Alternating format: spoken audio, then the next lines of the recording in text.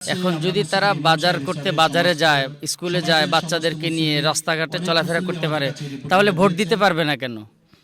এখানে তো সুন্দর একটা, এটা তো প্রশ্ন থেকেই যায়। এর জন্য যেহেতু সব জায়গায় যাইতে পারে, ভোট কেন্দ্রও যাইতে পারবে, এটা সবারই অধিকার। এটা মহিলাদের পুরুষদের যেমন অধিকার আছে, মহিলাদেরও ভোট দেওয়ার অধিকার আছে। ইসলাম তো এটা নিষেধাজ্ঞা না। ইসলাম সব কিছুই পর্দা মেনটেন করে করতে পারবে, বেচাকেনা করতে পারবে, চাকরি করতে পারবে, ডাক্তারের কাছে যেতে পারবে, হাট বাজার করতে পারবে, সবই করতে পারবে। ইসলাম এগুলো বাধা নাই। তো আমরা আশা করি ইনশাল্লাহ এটা কেটে যাবে। আমরা বুঝাইতেছি এবং মসজিদ ভিত্তিক আমরা ইমাম এবং মুয়াজ্জিনগণ এগুলো আমরা মানুষদেরকে সচেতন করতেছি ইনশাল্লাহ।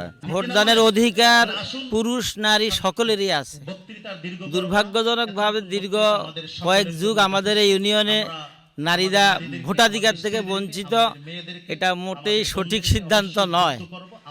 কাজেই এবার আমরা আশা করব ইনশাল্লাহ আমাদের পুরুষদের পাশাপাশি নারীরাও তাদের মূল্যবান ভোটাধিকার প্রয়োগ করে আমাদের ফরিদগঞ্জ উপজেলায় একজন সৎ, যোগ্য, একজন ভালো এমপি যেন তারা মনোনীত করতে পারে, আমরা মিলেমিশে এই প্রত্যাশা রাখছি। এখানে যে ইমাম সাহেবরা আছেন এবং ধর্মীয় নেতার বাহিরেও স্থানীয় রাজনীতিবিদ আছেন, সবাই মিলেই কাজ করছে।